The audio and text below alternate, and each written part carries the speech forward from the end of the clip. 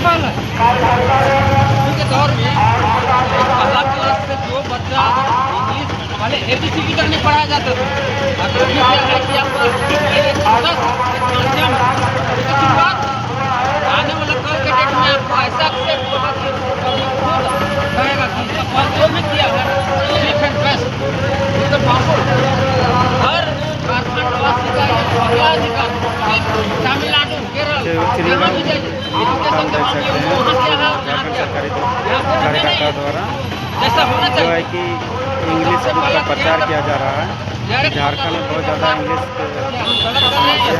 ये देखिए झारखंड सरकारी विद्यालय छात्र बताते हैं, देख सकते हैं प्रचार करते हैं।